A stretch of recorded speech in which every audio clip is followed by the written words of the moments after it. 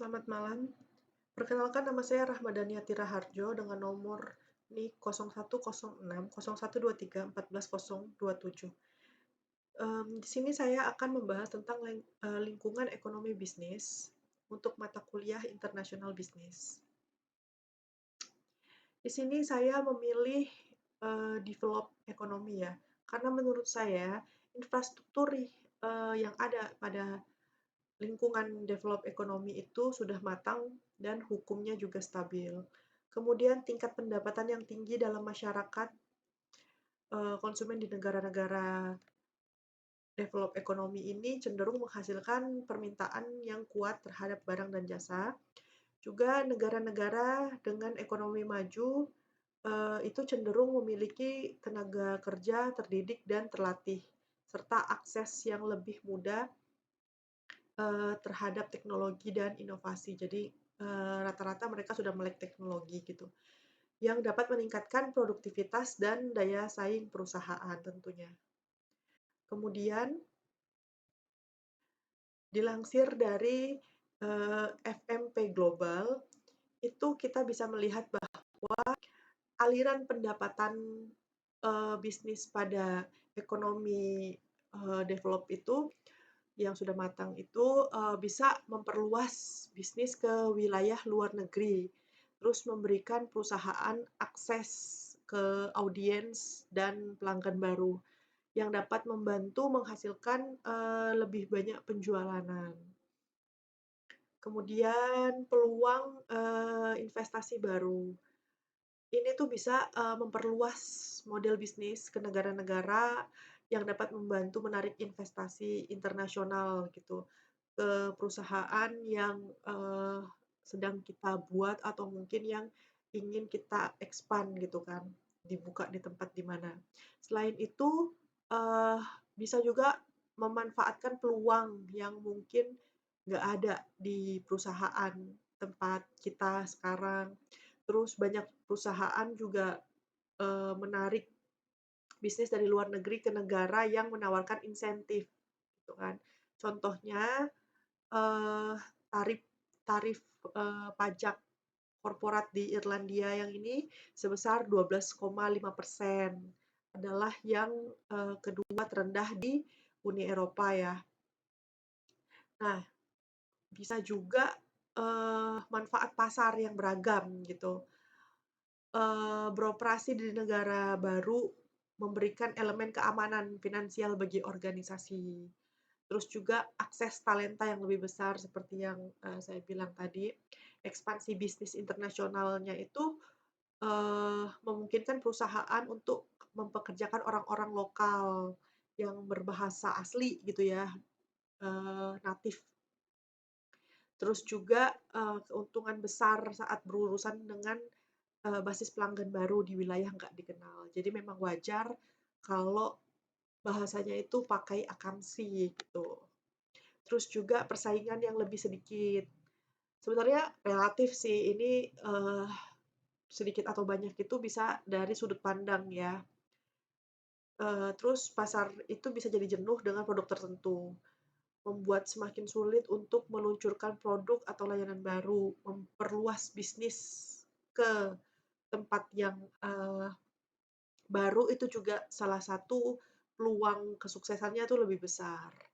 Nah, terus ekspansi bisnis internasional itu, memungkinkan kita untuk, melepaskan diri dari belenggu pasar domestik ya, terus juga, membangun brand, merek kita tuh secara global. Nah, kemudian bisa juga dilihat di sini ya, ini, dilansir dari lano.io. Ini sebenarnya sama sih, seperti yang saya bilang tadi, cuma lebih ke poin-poinnya aja. Nah, di sini saya lebih, memilih negara contohnya itu Jerman. Karena kita bisa lihat di sini kekuatan ekonomi Eropa, posisinya strategis gitu ya, terus infrastrukturnya unggul gitu kan. Nah, maksudnya itu kekuatan ekonomi Eropa itu oke, Jerman itu memiliki ekonomi yang kuat dan relatif stabil. negara ini tuh seperti kita tahu lah ya, pusat teknologi dan energi lah di Eropa. Nah, terus posisinya si Jerman ini, itu tuh letaknya tuh di tengah-tengah Eropa. Jadi akses ke pasar-pasar Eropa lainnya itu, lebih mudah.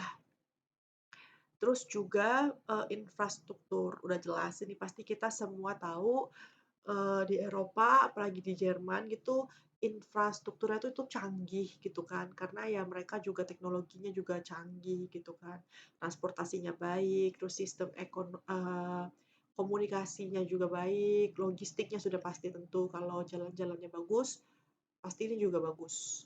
Terus tenaga kerja berkualitas. Ya kita tahu memang Eee, di Jerman itu penghasil teknisi ya, teknisi-teknisi yang hebat-hebat. Nah, terus inovasi dan riset, maksudnya seperti R&D-nya ya, research development-nya itu di negara ini tuh, penelitiannya tuh bagus, kuat gitu menurut saya. Terus perusahaan yang berbasis di Jerman tuh dapat, memanfaatkan lingkungan sekitarnya untuk riset gitu. Terus kebijakan pro bisnis, sudah tentu pemerintah Jerman itu mendukung bisnis dengan, eee, kebijakan yang pro bisnis tentunya, termasuk yang tadi saya bilang insentif pajak, terus juga, insentif-insentif perusahaan yang, berinvestasi di negara ini.